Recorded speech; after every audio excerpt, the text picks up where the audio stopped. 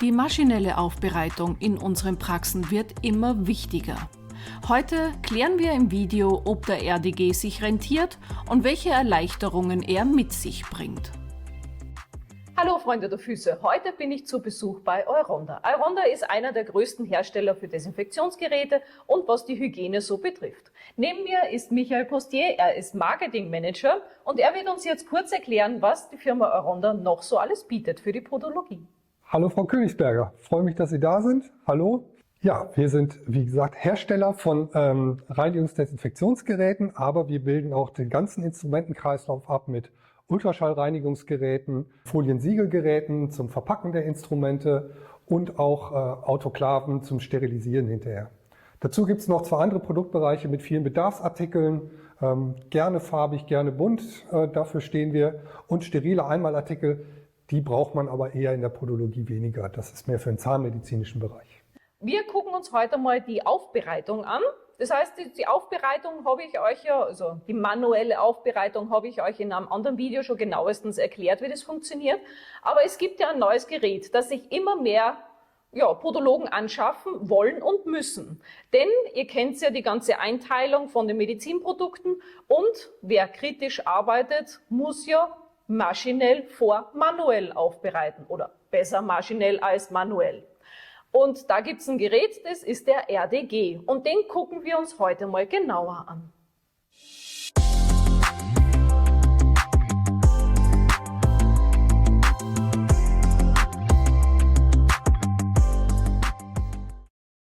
Die manuelle Aufbereitung habe ich euch ja schon erklärt, das Video findet ihr hier oben. Ich mache das jetzt nochmal in Schnelldurchlauf. Also ich komme mit den Instrumenten vom Patienten, die Instrumente sind schmutzig, in den unreinen Bereich. Im unreinen Bereich habe ich ja hier das Waschbecken.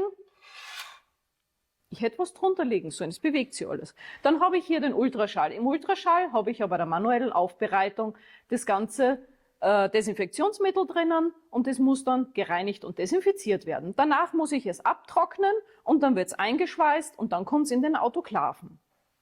So, wenn ich jetzt mit meinen, ich trete hier alles nieder, wenn ich jetzt da mit meinen Instrumenten komme, habe ich ja die Möglichkeit, den Ultraschall zu nehmen oder das Reinigungs- und Desinfektionsgerät. Bei uns in der Praxis wird ja immer mehr darauf geachtet, dass wir in Zukunft auch mehr maschinell aufbereiten. Für mich jetzt, für so eine kleine Praxis, was ich es bin, ihr kennt es, ich habe eine Tiny Praxis, ist so ein Gerät ja ein bisschen zu groß. Aber wenn man jetzt da schon mehrere Podologen hat, das heißt so ein RDG, wird sich ab 2 Podologen schon extremst rechnen. Wir gucken uns den RDG sofort mal an, weil wir müssen jetzt ganz kurz umbauen, weil da unten sieht man den kaum und wir gehen den mal Schritt für Schritt durch. Was ist ein RDG, wie befülle ich den und was macht der RDG alles für mich in der Praxis einfacher.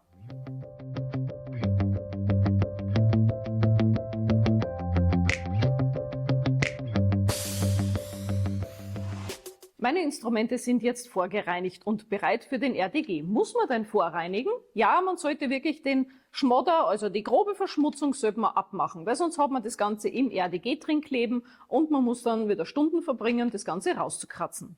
Wenn man jetzt den RDG befüllen möchte, hat man ja verschiedenste Möglichkeiten. Das Ganze hier drinnen ist bei jedem RDG individuell anpassbar. Wir haben hier für die Trace-Halterungen und für die einzelnen Instrumente und das können wir dann so reinpacken hier. Kann man so stehend schön reinmachen. Wer es natürlich schön machen möchte, macht das alles einzeln. Es gibt auch die Wüsteneinräumer, die schmeißen dann alles auf einmal rein. Auch das gibt's. Und wer dieses Gefriemel von den Zangen nicht haben möchte, der macht es jetzt ganz einfach. Und zwar nimmt man solche Trays. Diese Trays sind sehr praktisch, weil hier drinnen, hier drinnen hat man so einen Gummi. Da kann man die ganzen Instrumente schön reinlegen, dass sie sich auch nicht berühren, denn die Instrumente sollten sich ja nicht berühren, damit dass sie sich nicht abschubbern und sich gegenseitig abkratzen. Und das Ganze schließt man, stellt man so in den RDG rein und wenn das Ganze dann im RDG fertig ist, nimmt man dann eine Box. Wo ist meine Box? Ich hole meine Box.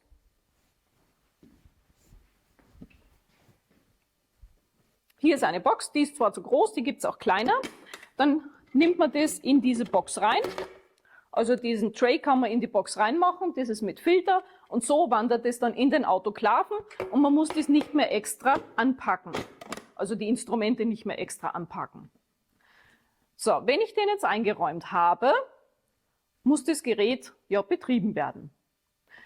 Wir haben bei dem Gerät eine Wasserzufuhr für Normalwasser und für destilliertes Wasser. Destilliertes Wasser solltet ihr eine Kartusche benutzen, also eine Wasseraufbereitungsanlage oder eine Demineralisierungsanlage. Die habe ich hier stehen. Jetzt muss ich meine Box wieder wegbringen. Das ist die Riesenkartusche. Die Kartusche ist auch ordentlich schwer und diese Kartusche könnt ihr dann am RDG anschließen, die könnt ihr am Autoklaven anschließen und produziert euch das ganze destillierte Wasser, damit dass die Geräte keinen Schaden nehmen und damit dass ihr auch keine Flecken auf den Instrumenten dann habt. Wenn wir jetzt das Gerät aufmachen, hier haben wir den Schlüssel, wir öffnen das Gerät, hier haben wir Prozesschemikalien drinnen. Einmal Reiniger und einmal Klarspüler. Das Gerät hat kein Desinfektionsmittel drinnen. Aber warum heißt das jetzt Reinigungs- und Desinfektionsgerät?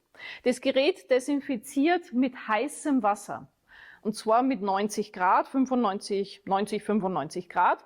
Und dadurch spült es mit der Hitze, also spült es mit Wasser und Hitze die ganzen Bakterien und Viren und was aus Mikroorganismen, was da drinnen sind, spült es weg durch die Menge des Wassers. Und auch durch die Hitze geht dann das, was vom Wasser nicht weggespült wird, geht dann durch die Hitze kaputt.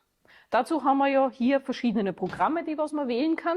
Wie vorhin erwähnt, erreicht das Gerät diese Desinfektion durch Hitze und Zeit, um den A0-Wert 3000 zu erreichen.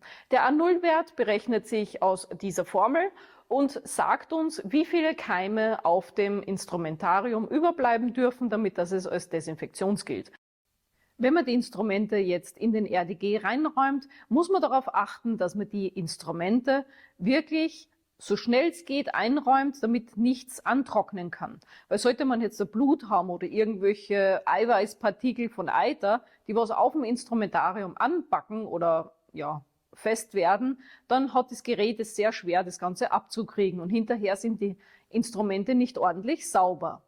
Es kann auch passieren, wenn man jetzt zum Beispiel die manuelle Aufbereitung macht, dass man nicht das ganze Desinfektionsmittel runterspült und es dadurch Flecken gibt auf den Instrumenten. Das wird im RDG vermieden, weil er immer wieder klar spült. Das heißt, er hat verschiedenste Prozesse, der spült mal, dann macht er die Reinigung, dann spült er wieder, dann macht er die Thermodesinfektion, dann spült er wieder und dann trocknet er. Und durch dieses immer wieder Spülen wird eben verhindert, dass das Instrumentarium unangenehme Flecken bekommt. Am besten lässt man den RDG während des Praxisalltags laufen. Denn wenn er fertig ist mit seinem Trocknungsprozess, kann es sein, dass im Gerät noch Restfeuchte ist und dann muss man das öffnen, damit das die Restfeuchte raus kann und die Instrumente abtrocknen können. So gibt es auch keine lästigen Rostflecken dann oder Flugrostflecken auf dem Besteck. Hat man jetzt zum Beispiel die Idee, dass man den abends einschaltet und dann heimgeht und den über Nacht quasi laufen lässt, weil er schaltet sich ja ab, das wäre jetzt versicherungstechnisch keine gute Idee. Denn würde es in der Nacht zu einem Wasserschaden kommen, kann sein, dass die Versicherung aussteigt, weil ich habe ein Gerät laufen lassen, das was nicht dafür gedacht ist, dass es alleine läuft. Tja, somit habt ihr dann Schuld, wenn eure Praxis überschwemmt ist. Wenn ich jetzt die Instrumentare rausnehme und nicht verpacke, das ist wieder mal so eine Grauzone. Mag ich gar nicht. Aber das ist jedem seine persönliche Entscheidung, ob man jetzt da Instrumente rausnimmt aus dem RDG und als desinfizierte Geräte verwendet oder ob man sie einschweißt. Ich bin immer für Einschweißen, bei mir wird alles eingeschweißt und wird alles in den Autoklaven gestopft. Wenn ihr die Instrumente rausnehmt, nicht verpackt müsst ihr sie sehr schnell am Patienten verwenden. Da müsst ihr aber bedenken, dass die ganzen die ganzen Instrumente nicht invasiv genutzt werden können. Keine eingewachsenen Nägel, kein Eiter, kein Kontakt mit Blut, kein Kontakt mit irgendwelchen anderen Körperflüssigkeiten und ihr dürft den Patienten auch nicht reinschneiden. Dann dürft ihr diese desinfizierten Geräte benutzen. Das ist mir aber persönlich viel zu heikel.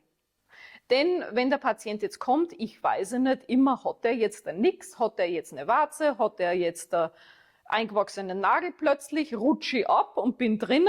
Das sind alles so Variablen, die was ich für mich ausschließen möchte, deswegen tue ich das Ganze gleich in Autoklaven rein. Da stellt sich für mich nicht die Frage, wie lange kann ich das lagern ohne verpacken. Wenn man das jetzt ganz genau wissen möchte, eigentlich habe ich es ja schon mal erklärt im Video, wo man das ganze Instrumentarium einteilt auf die Risikogruppen. Und da habe ich auch erwähnt, dass man, egal ob man desinfiziert oder sterilisiert, es muss immer eingepackt werden. Da kommt es ja eigentlich nicht drum rum. Ich weiß, dass es in Praxen anders läuft, aber wenn man es strikt nach Anweisung nimmt, kommt ihr um die Verpackung nicht drum rum. Deswegen, wenn ich schon verpacke, kann ich es gleich in Autoklaven auch reinstopfen.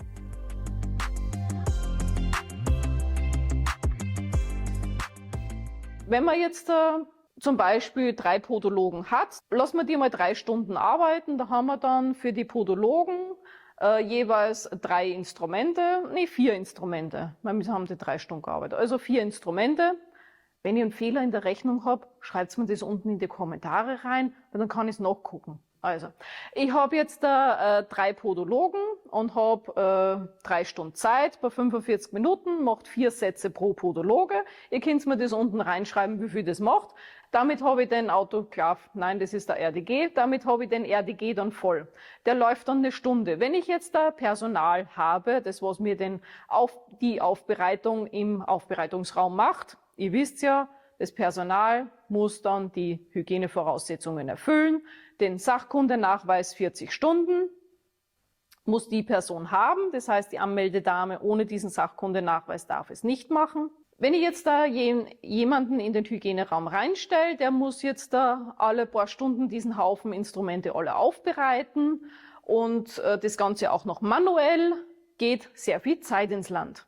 Wenn ich jetzt dieses Gerät habe, reinige es vor, füllt es an und lasst es laufen. Währenddessen kann die Person etwas anderes machen. So Pi mal Daumen spart man mit dem Gerät 1 Stunde am Tag an Arbeitszeit, an Material auch und an Energie und Wasser. Bei den Anschlüssen hinten, es ist so anzuschließen wie eine normale Spülmaschine. Das heißt, wir brauchen Abwasser, wir brauchen Zulaufwasser. Wer ein Demineralisierungsgerät braucht, habe ich ja vorhin die Kartusche hochgehalten. Das Ding ist ganz schön schwer, darum mache ich das nicht nochmal. Und Stromanschluss. Das Ganze ist auch so groß wie eine normale Spülmaschine, 60 x 60. Es ist aber keine normale Spülmaschine. Ich habe schon gehört, dass manche eine normale Spülmaschine hernehmen zum Instrumente sauber machen. Das dürft ihr nicht. Aus dem ganz einfachen Grund, weil eine normale Spülmaschine weder zugelassen ist für Instrumente, noch die erforderlichen Temperaturen erreicht und das ganze Innenleben der Spülmaschine hält es auf die Dauer nicht aus, wenn ich da irgendwelche Chemikalien reinmache, dass das Ganze irgendwie desinfiziert wird.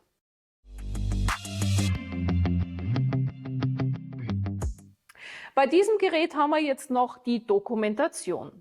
Wir müssen ja alles dokumentieren, was wir in der Praxis machen. Alles, was schreibt, der bleibt. Nee, wie heißt es so schön? Wer schreibt, der bleibt.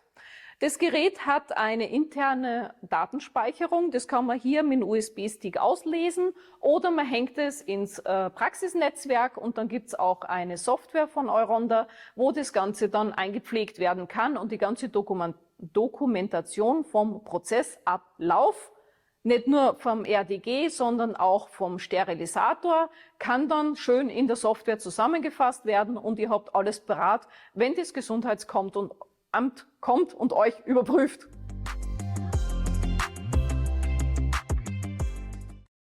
Das Gerät spart euch Zeit Strom, Wasser, also es amortisiert sich über die Jahre. Was wir bei den laufenden Preisen noch dazu sagen müssen, das Gerät muss jährlich validiert werden.